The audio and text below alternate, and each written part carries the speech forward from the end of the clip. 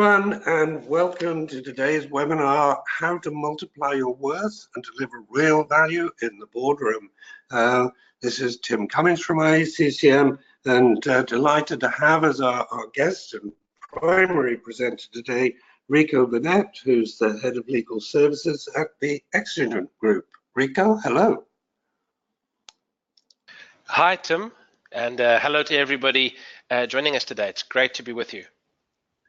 So I'm just going to give a few sort of introductory comments before handing over to Rico. And so I think, our first slide is reflective of, as it says, there was a time.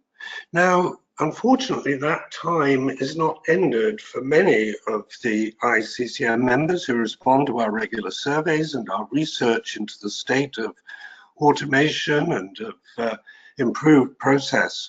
For many in the past, certainly, the contracting life cycle was a relatively disjointed process with many points of varied responsibility for performing various activities, ranging from obviously the quoting of contract terms in a bid or proposal activity, through the actual activities of negotiation and contract preparation, and then of course through the multiple activities associated with contract performance management. Often those responsibilities, in conjunction with it being somewhat disjointed as a process, the responsibilities themselves were often not all that clear. Who was actually accountable for delivering on the quality of the contract or the quality of the results? And with fragmented business systems, there was no holistic flow of data and information, which meant that, of course, the data itself was unreliable. And our research has clearly shown that all of those weaknesses meant that even when automation did occur, very often it was not, in fact, in the majority of cases, was not delivering the benefits that had been hoped for. So what about those benefits? What are the two key things that we need to be thinking about? Our next slide talks to the first of those, and the first of those is really around the question of value. And we have two aspects really of contract value that are critically important. The first of those is around the percentage of contracts that are underperforming.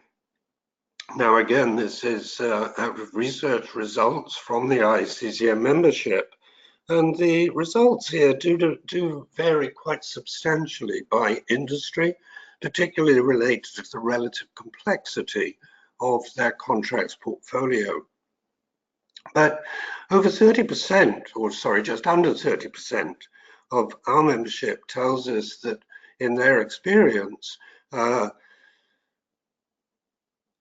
just under 30% of their contracts underperform against their original financial goals and targets by more than 5%. There's about 35% who tell us that they're underperforming by up to 5%, and about 36-37% who tell us that they're performing on or above target.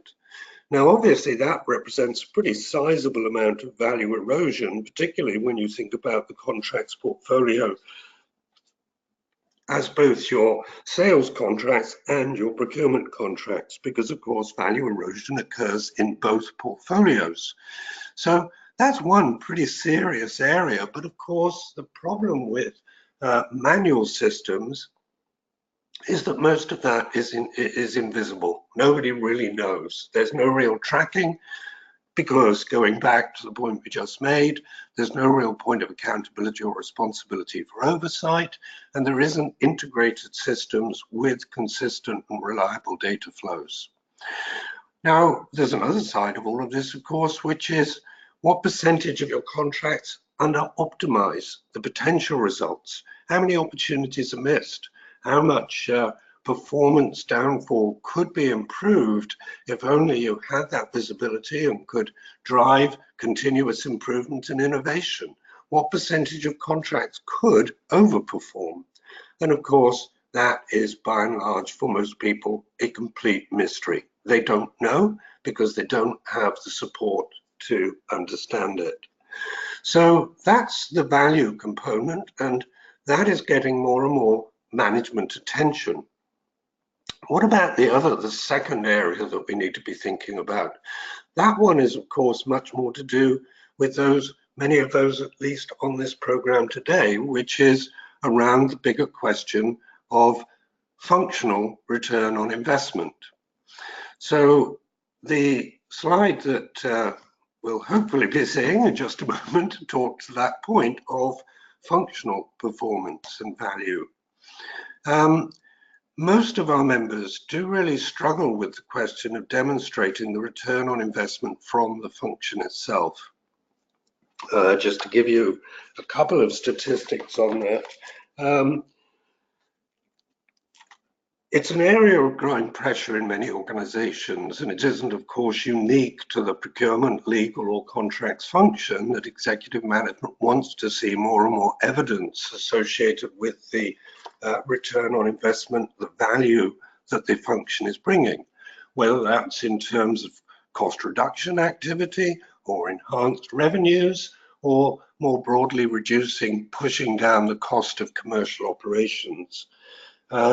And again, our members tell us over 60% of them are either under significant pressure or some pressure to be more effective in demonstrating the return on investment from the business function itself. So that's the background to our discussion today. And I'm going to pass over to you, Rico, because as I said in that first slide, in a way, for the leading organizations, the situation I've just been describing is a situation that's increasingly one of the past. But many are still struggling with those issues of how to drive greater value out of the contracts and the contracts portfolio, and how to demonstrate and illustrate the return on investment from having a function in place. So let's move into the story of how it is that you could begin to fix those problems. Rico, across to you. Tim, thank you very much for that introduction and setting the scene. And really what we want to talk you through today is a continuation of this discussion around, we know that there was a time, we understand that that's changing, but we also understand that there's a very real need from the industry, from contract managers, from commercial managers to start focusing on tangible examples of the benefit, because the questions are being asked more and more at the boardroom level, and we believe that there are very real ways, very tangible ways to start multiplying, the worth of the contribution, at least, that contract managers and in-house counsel and external counsel can make. There is a quick introduction on screen now. To Exigent, quite briefly, we can summarize, our focus as the three pillars of our approach, which is thinking intelligently about client interest and delivering a focused, tailored solution. Makes sense, right? The application of technology, those of you that are frequenters of the IACCM webinars and material know the immense focus that we've placed on finding the right technology, the proliferation of tools out there, but also thirdly being quite inventive and understanding and bringing professionals together to start adding value. So, Mark, if you wouldn't mind just transitioning to the next slide, starting with the agenda, I want to touch on one point. Tim started the discussion by saying there was a time, and I'd like to take you back to a specific point in time, which was 1986. 1986 was known for quite a few things. Some of you, might remember 1986. I was quite young and quite vague at that time, but 1986 was, in my mind, supposed to be most famous for the movie Top Gun. Some of you might recall Top Gun, and there were three specific reasons. The first one was an amazing soundtrack. The 80s had some great tunes. The second was some great nicknames. I wish all of us in the commercial contract space reference ourselves as Maverick or Goose or Iceman. But the relevant point about Top Gun to our discussion today is an iconic scene where Tom Cruise is actually racing against an F-14 Tomcat fighter plane on his Kawasaki Ninja motorcycle. Now, I'm not, insulting the Kawasaki Ninja motorcycle, but today we have the tools and the means and the ability to build fighter planes and to produce value like that. But we are often constrained and stuck with wanting to design motorcycles when we are in the era of fighter planes. So, wanted to bring some color to that reference by saying we wanted today to talk about knowing what you have in order to deliver value. And there are 4 key points we want to touch on today, really. The first is there is real commercial value from data. It's touch, you can touch it, you can sense it, you can feel it, and you can do something with it. The second is that the flip side is not just the preemptive use of information. The second is also the savings that we could achieve from understanding, post-contract activities like legal spend, like invoice analysis, and so on. The third one is that there's enduring value from the diligence process. And the final one would be some of the keys to success that we've experienced and really want to relay that to those of you on the line today to try and stimulate your own thoughts and discussions around, multiplying of value. Mark, if you wouldn't mind just moving on to the next slide for me.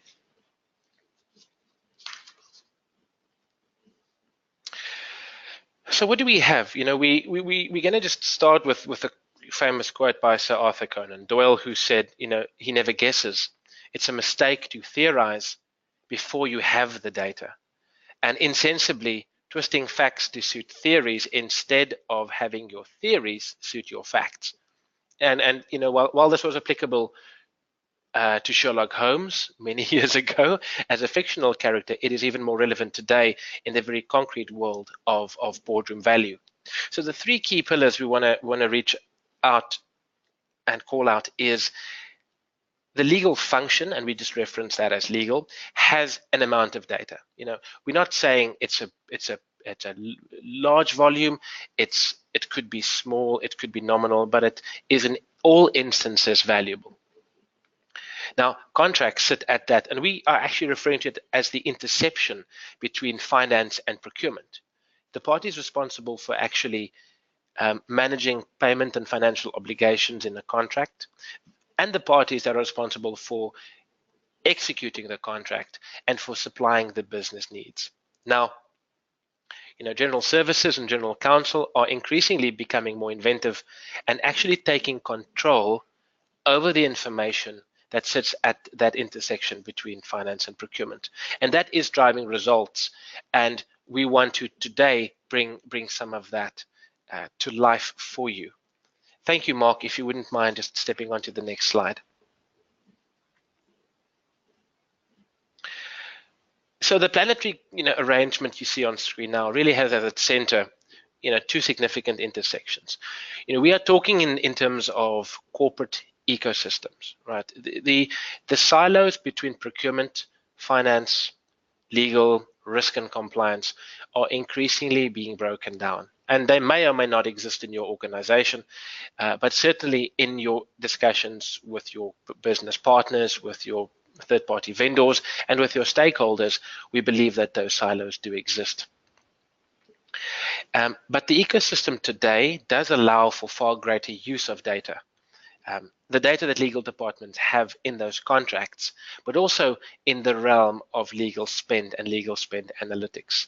So to unpack that, we need to appreciate the fact that the information itself might not necessarily sit within a legal department, but certainly the value of the agreement and the performance of those agreements certainly is something that a legal department or an in-house team can leverage, going forward.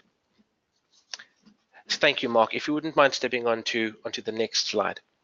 So Tim, would you mind just leading off on this one? Yeah, certainly, Rico. So right at the beginning, we talked about those 2 items of value and return on investment. And so the first of them really is around this value question. Obviously, organizations are interested at a transactional level in understanding the value they're achieving from individual contracts. And as we've touched on, many, of course, struggle even to do that. But even more are struggling to really look at things on a portfolio basis. And that portfolio basis could, of course, be across a particular contract type. It could be looking at a portfolio of contracts from a particular business unit. It could be looking at a contracts portfolio as it relates to a particular product or service area, both from either from procurement or from a sales point of view. And of course, there is a massive amount of value in having that intelligence. Organizations are realizing dramatic improvements in savings on the one hand, or on revenue improvements on the other, by doing better portfolio analysis.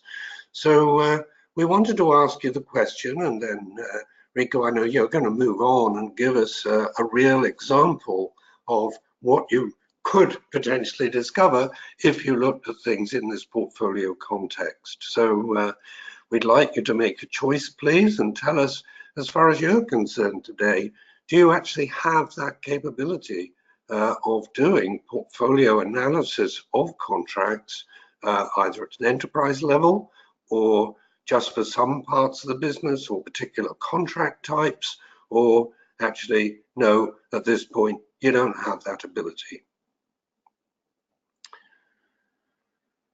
So Mark, I don't know where we're up to in terms of our voting, but yep, we're getting up there. And just remember, everybody, while we're waiting for the votes to come in, you can ask your questions at any time via the question box. Indeed so. Okay, so let's show the. Okay, very successful. We have some visible answers today. So Rico, is this a surprise to you? Just 8% at an enterprise level? Tim, absolutely not. I think that tracks with what we've been talking about, you know, and really reading about in the material. I think 8% is because we've got a fairly sophisticated level of participants on this webinar, to be honest. It's encouraging. I think that number would have been half that number maybe even a year ago. And what is also encouraging is that we've got about 40% at the let's call it the siloed approach to some form of analysis. I would reckon that typically sits within the finance, you know, or the enterprise or CRM systems, and then of course 54% not having a system in place now. That's quite. I think that's quite concerning, given the fact that we have these tools coming available now. But I do think that we have meaningful reason to believe that we can shift that dial going forward. Yeah, well, rather like you, actually, I agree with you completely. I think, of course, we, as you rightly say, typically do find that ICCM members and audiences are clearly way ahead of many others. And the fact that actually 46% can do this, at least at some level, is actually quite encouraging. Absolutely. Absolutely. And actually speaks quite well, interestingly enough, to the example we would like to illustrate in terms of you know, that real value scenario.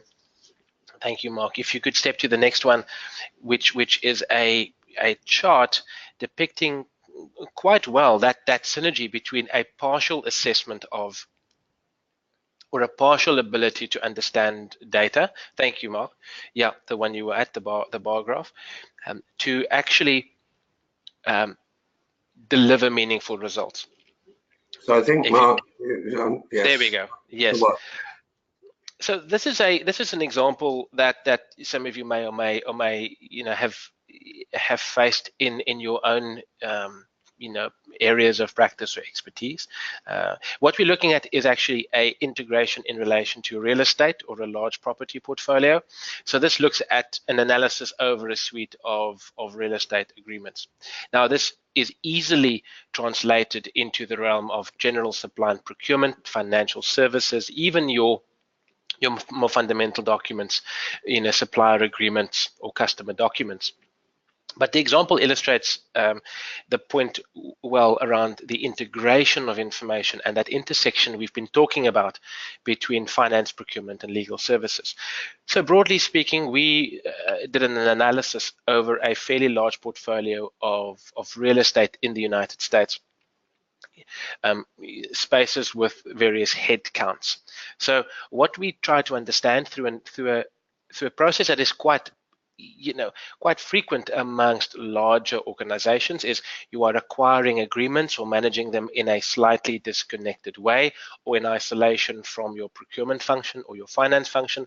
And in this case, what client ended up with was several lease agreements with a number of individuals or people working at the various locations that were in close proximity. And what we realized was there was a various levels of ineffective use of space. So based on health and safety guidelines, taking an assumption that the optimal space for an individual to work in is 200 square feet per head, and looking at whether or not optimally these premises have been used well.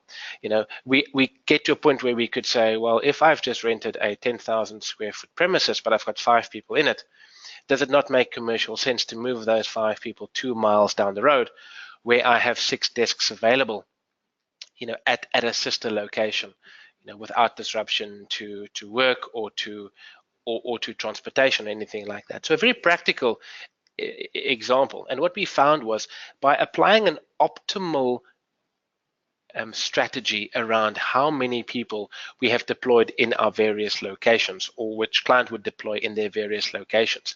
And the follow-on from that would be renegotiating future lease agreements, or in fact maybe terminating them and not exercising options for renewal. An optimal deployment of a pure headcount number would mean a significant saving, running into the millions of dollars in this case. So over the life cycle of a long-term lease agreement, if you are looking at a portfolio of properties holistically and drawing in information from the right sources. We talked about that information ecosystem at the start. For example, something like headcount, your active number of people in a premises, is not something regulated in the agreement. The maximum number of occupants maybe, but in fact, the actual number of people at your locations is something that your property managing agent might be controlling, or your HR team might have insight into. So a very easy example to illustrate how you can work at the intersection between lease agreement, practical health and safety considerations, and headcount to produce a strategy around my lease portfolio. So distinct from property values or interest rates or terms of the agreement, we're looking at a commercial reality. That means we can deliver value back to the board by presenting them a strategy around optimal use of the space we've just contracted for. So that's one illustration. It speaks to what our listeners have been saying, Tim, that we have some information. That means if we are looking at different data sources and incorporating that information, we could deliver value. And if we have an automated tool to do that, like the 8% out there, this becomes a very easy one for them to implement. So Mark, if you wouldn't step on to the next one quickly. This is a different depiction of that specific graph, where 100%, which you see on screen, is full occupancy or full use of a particular property, or for example, full use of a capacity in terms of a procurement contract or a logistics agreement. We can see on screen that the descending bars in green show us where we are severely underutilizing our appropriate space. And the bars that are exceeding 100% means we are effectively cramming too many people into the same area. So it's a really practical example. What it illustrates to us is that we are not, in this instance, a client is not absolutely accurately monitoring its flow of people. And by not monitoring that, the actual functional value of my agreement is being undermined. If I understood the functional value and the actual return I can deliver from something as basic as my retail lease or my commercial lease, that becomes the logical point of departure to justify things like, if we are managing this and we are pulling data sources in surely we should start looking at the business holistically and monitoring things like spend on a broader level. So that is just an illustration to tell us that, we aren't really asking the practical questions as a point of departure. We want to make this complex. We are not making this as easy as possible. Mark, if you wouldn't mind just moving on to the next slide. Thank you. Now, what we've just said, sounds fairly straightforward, but there is a very important distinction to make. The answers that you can achieve and the answers that you can find by utilizing the tools out there doesn't simply lie in asking questions and trawling through data. It is about asking the right questions. I recently attended a webinar, an ISG webinar, where the presenter used the expression, using the wrong technology gets you to the wrong place much quicker. And I think that's something we want to avoid in the broad space of adding value again. Second point is that data must be organized effectively, which is very different from just having the data visible and having the data available to you. The effective organization of data, the classification of data is very important. And those are the two things that we need to ask ourselves when we are looking at multiple data sources. Thank you, Mark. So now we want to just quickly touch on another real example, quite a colorful chart on the screen. But what this depicts is, again, in the context of a bigger organization. This was a graph that assessed hedging strategy.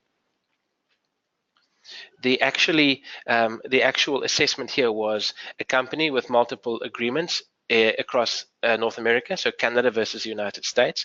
If the company had hedged currency, and if they had actually deployed a strategy where they were hedging against any exchange fluctuations, there would have been a meaningful financial benefit to the business as the US dollar fluctuates up or down against the Canadian dollar.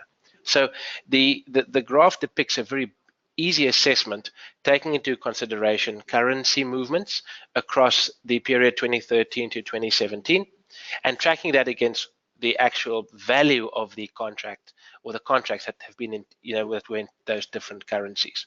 So, and that was quite significant. You'll notice that the graph for the fourth quarter of 2015, this particular client had a $650,000 US swing as a result of a fluctuation in the US Canadian dollar exchange rate. And those are not the kind of questions that we believe are being asked frequently enough, and something which is quite easy to present as a strategy to your business in terms of financial savings. And it opens a discussion to greater ROI and interpreting data and looking at financial information, procurement information, and in fact information from your contracts. Thank you, Mark. Tim, if you wouldn't mind taking us through this poll. Yes, indeed. Well, so now we move on to our second topic, which was that one related to the return on investment and the pressure that different groups, and obviously for illustrative purposes, Rika, you've been referring very much to the legal function, and we certainly know that there's more and more pressure on legal functions, but of course not alone. Procurement, contract management, commercial groups, no matter where you are, there is more and more demand from management around evidence of the return on investment that is being delivered.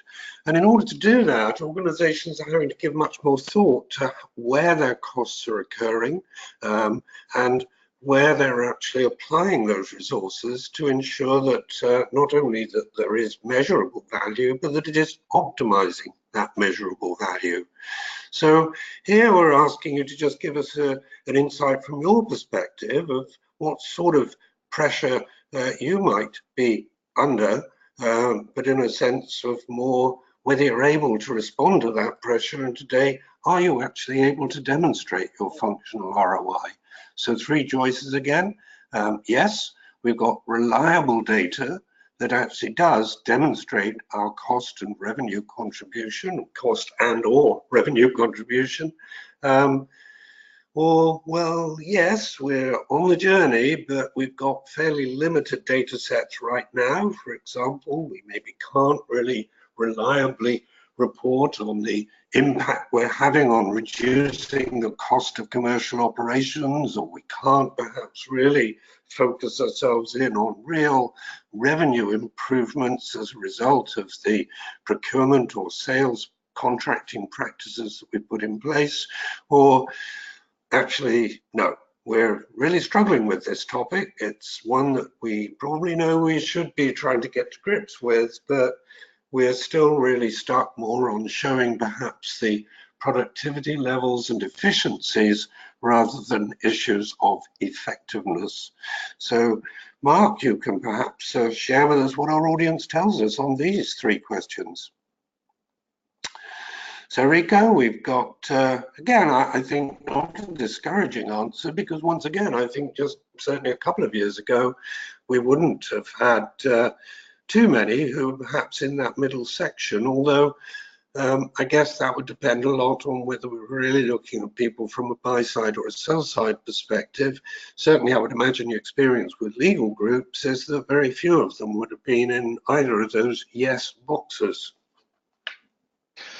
Tim, absolutely. I think it's encouraging that we've got over 10% with a cost revenue distribution ability. I think that informs a lot of what we are hoping, is the broader movement by all functions touching legal operations, that the ability transitions from that 56%. A third of our listeners today still don't have that ability, which of course is something that, if we utilize the information at hand and utilize the information is available, we might start supporting the decision to buy or invest, because ultimately it is those smaller marginal steps that could make a big difference. So I think that's a good base, and I'm quite happy for the almost 70% of participants that have got at least some form of demonstrable ROI functionality. So it's a good start, right? Indeed so. Mark, so if you wouldn't mind just jumping us to the next slide. Great. So something which everybody has or is exposed to, or let's dare we say, suffer under, is the requirement of managing or being subjected to legal spend. And even at that end of the equation, we are finding that data in relation to spend and patterns of spend, enforce business decisions. It enforces procurement decision making, and ultimately in the boardroom environment, that is sometimes an easier win. The exigent journey, to quickly illustrate the point, has taken us a good couple of years, and brings the areas of data analytics, financial understanding, and data science into the mix, of course, to bring about that practical spend analysis. And if you wouldn't mind, Mark, just jumping us to the next slide, which is a dashboard that illustrates at a very fundamental level, where we see value that could be easily translated and added. So what you'll see on screen would be three broad graphs, and really this was about an assessment of an attempt at price certainty or spend certainty or some predictive modeling. So broadly speaking, particular entity required an understanding of their spend or potential spend. So they effectively sourced pricing models and pricing options, and with the understanding, of course, that it's not always possible to predict or to emulate specific conditions under which transactions happen, or contract data sets are always negotiated under certain pressures or under certain conditions.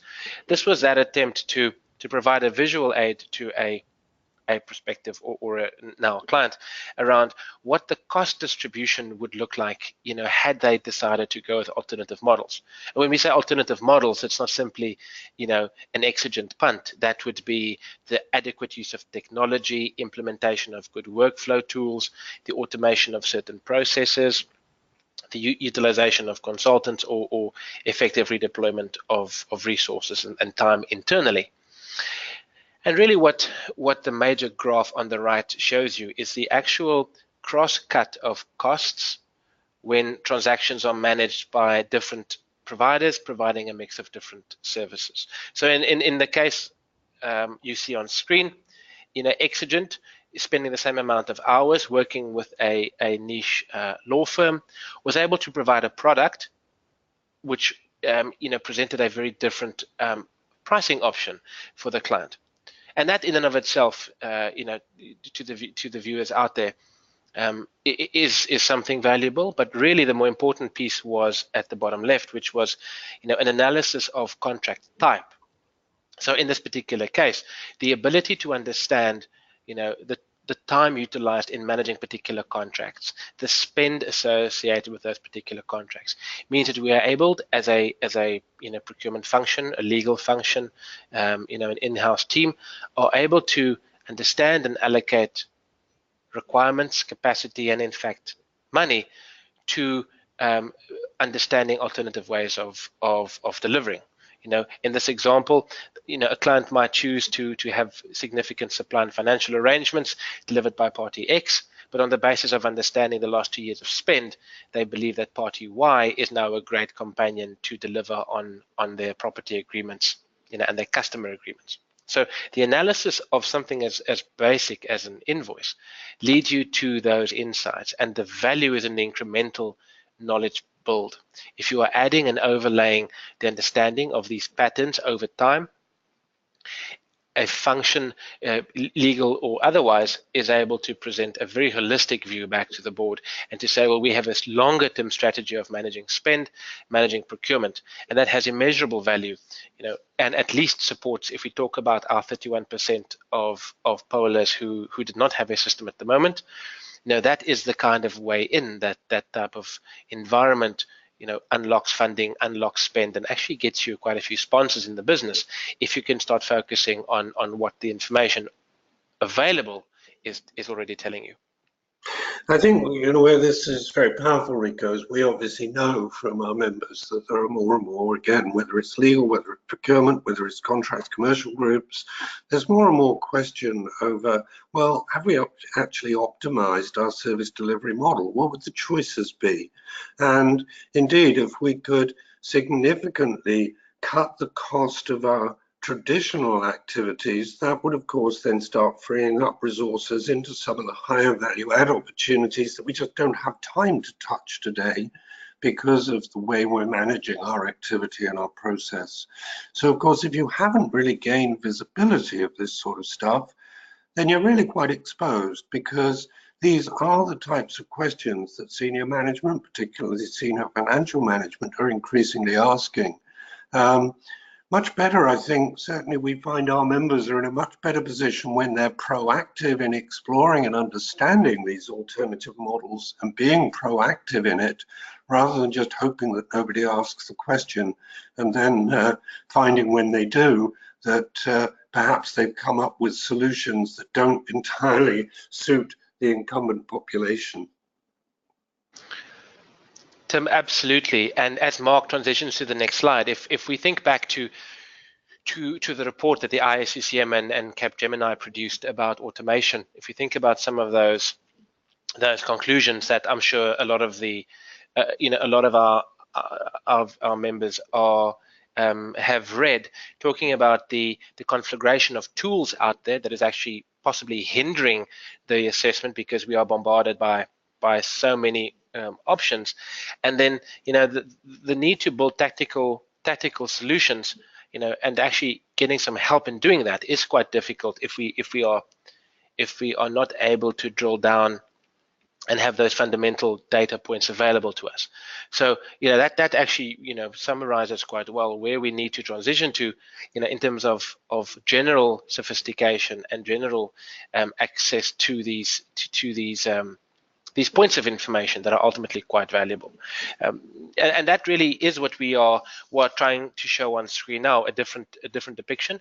Quite basically, this speaks to the due diligence scenario and moving beyond that. One of the things that I'm sure many people have been confronted with is the sheer volume of information involved in a diligence or a gap analysis or just a contract portfolio audit. And from that, we are obviously seeing a lot of information, many actionable points.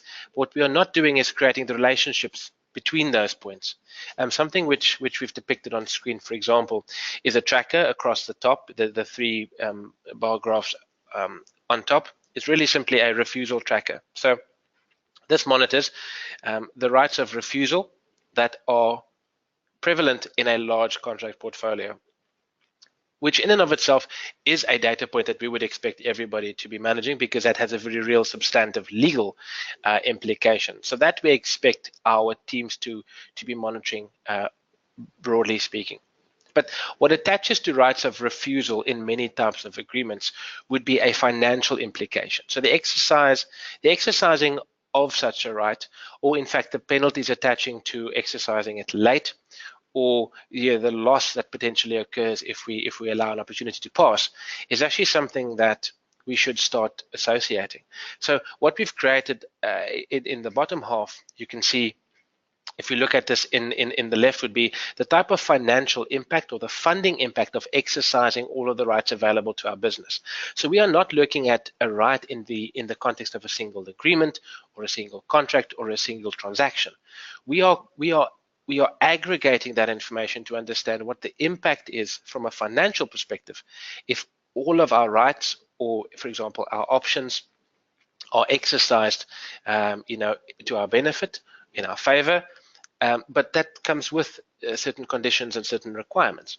There are various contracts that might be affected by exercising of those rights, and there are various implications. And something which we found interesting in a recent activity was an impact of employee shares and employee financial bonuses should certain rights be exercised. So, on screen we have an assessment that provides a client or a party or an in-house team a really easy view of what the financial and the commercial impact is of rights that we would typically simply exercise as a matter of course. A deadline is looming, we sign, we move on from there. Looking at the value that we can derive from that decision point, we're able to build a strategy around what the value will be of exercising certain rights at certain points.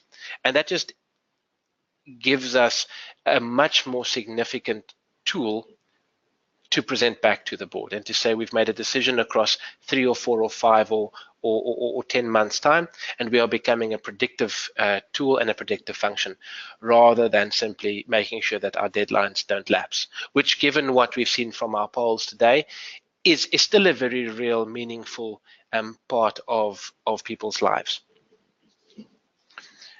Mark, if you could step us through to the next slide, and we've moved from Sir Arthur Conan Doyle to Sun Tzu, but it's still apt today. I think there was a time when this was relevant, Tim, and it still is today.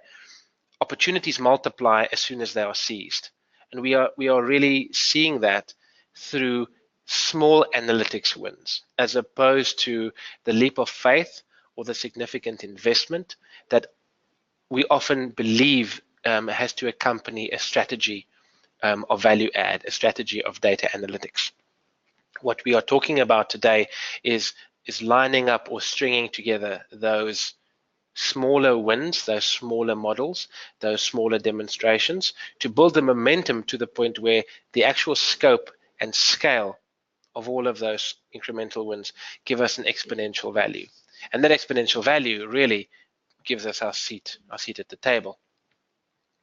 And we started with the first 3 points, and Mark is going to take us now to the next slide, which lists the keys to success. Now, of course, those of you that paid attention to the first slide would notice that we talked about 5 keys to success, and we only have 4 on screen.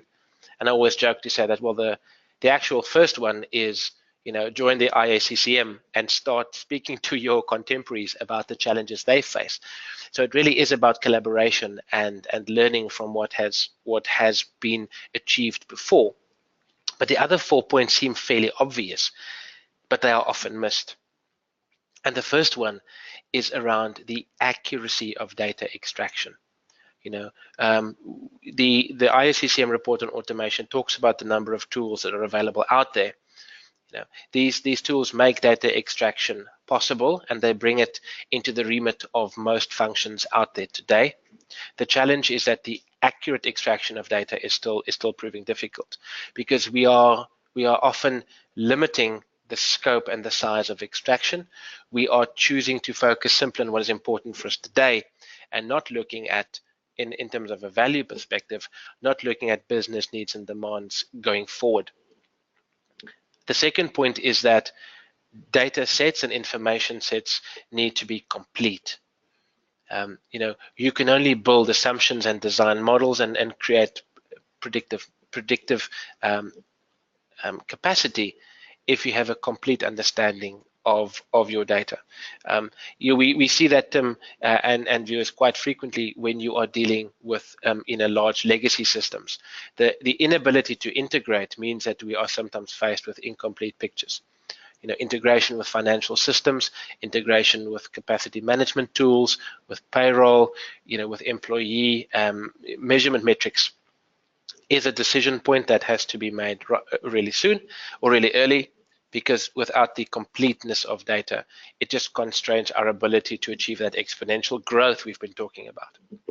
And then a point which we found so important that we actually reference it here as being critical is the formatting of data. A lot of the design work now in the industry around AI, around native language, and around database design is around making the data you have usable. Those of us that have fought the battles with Excel and understand how an Excel model operates know that the actual creation of set guidelines and rules for how information is recorded, is captured, is transferred is fundamental to success. This is not easy. It's taken us as Exigent, nearly 2 years to get to a point where we have the right mix of data science, database design, coding ability, and in fact just pure common sense to have data formatted and analyzed in the right way, and that is quite critical. The fourth one is often missed, which is a tragedy, because that is where we have the 38% stuck in the middle of ROI, stay as 38%, which is the maintenance of data. It's the maintenance of information sets. If we are not continuously understanding how our business requirements are changing, how our IT infrastructure is changing, we will struggle to maintain the information that informs all of these decisions and informs all of the great value that we as contracting professionals can introduce into the boardroom.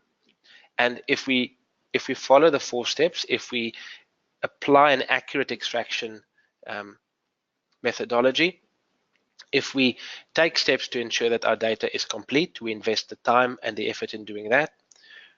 If we focus on formatting and the usability of information and not simply adding fields for the sake of adding fields, for example, and if we have a strategy or at least an acknowledgement that information which is not maintained is information lost, those are fundamental. And if those steps are followed, these are the steps that we've deployed in delivering value to our clients and allowing our clients to, at a board level, progress and excel.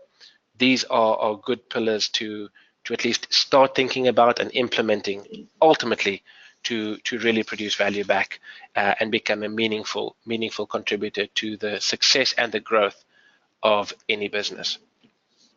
And Tim, I believe that's pretty much us. Happy to, yeah. So, yes, obviously not too much time for questions. Paolo asks whether the cooperation between legal departments and quantity surveyors is becoming more common. And of course, I'm sure in the context of your real estate example, Rico. What are you seeing in terms of legal cooperating?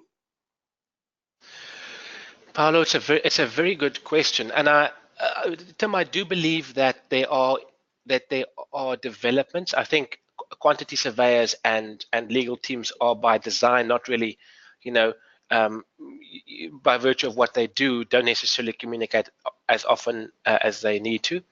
I think the key to success is having a platform of communication or exchange that makes this easy. From our perspective, working with the likes of property management companies who deploy very different technology, through their agents and through their representatives, it's finding the common ground through which you can actually exchange ideas and comments, because the time to sit down and have a discussion just simply isn't there anymore. So there is definitely an improved communication between your actual data owners and let's call them people in the field, but it's important to find the platform through which we can exchange ideas and comments. And platform might be an exchange over SharePoint, it might be a workflow tool, it might be intranet. That's what we see as the key driver to improve collaboration. Yeah, and actually Margaret's asked a very similar question, not about quantity surveyors per se, but more about the importance of tools and systems in fostering communication and collaboration. And I think if I may step in on that, Rico, I think completely agree with your answer. I think we are seeing definitely a growth in the sort of level of integration and collaboration from legal functions, partly perhaps because of the pressure we talked about around being clearer about the return on investment. It's very difficult for legal departments to demonstrate the effectiveness of their work without really thinking more holistically about the way it interrelates to others in the business. And equally then they find it's very hard to put any measurement on that if they don't actually have any meaningful data flows. So we're certainly seeing the use of technology then as becoming key. I think one of the interesting points and almost ironies is that in organizations which become absorbed by the idea of legal tech, they often do struggle actually to build that greater collaboration. And in fact, many of the system implementations that have perhaps failed to gain broader business adoption were those that were driven with a view to thinking it was legal technology. Of course, so much of the technology that a law department needs, and certainly the technology it needs to be able to demonstrate greater value, is business technology, where you can really begin to flow down and see the results of business decisions, and where, of course, the legal department can also reflect on the terms it's used, the contracts, the way that it's managing matters, and begin to drive improvement through that broader business intelligence. Would you broadly agree with that?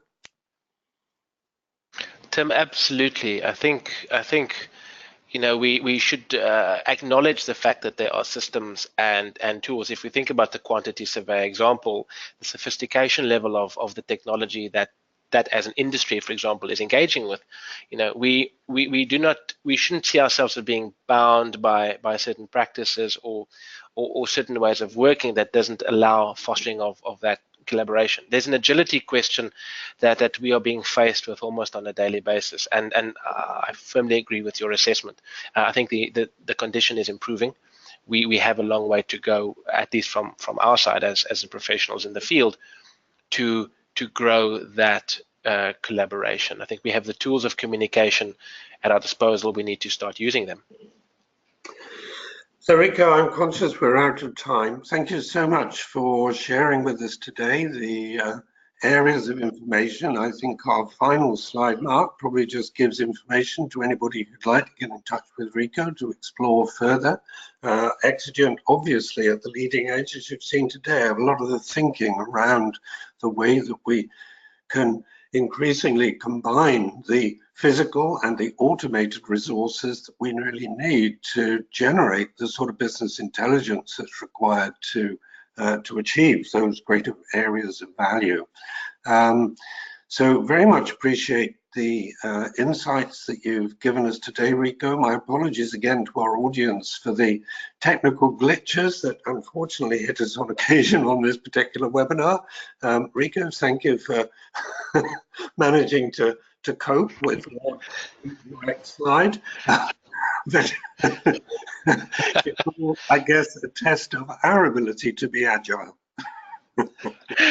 Absolutely, Tim, and thank you so much for everybody for joining. As always, it's fantastic participating in these events with the ISCCM. I hope we have had some meaningful contribution today, and we look forward to engaging with anybody who'd like to going forward. Thank you for everybody for joining us. Well, thank you, and goodbye.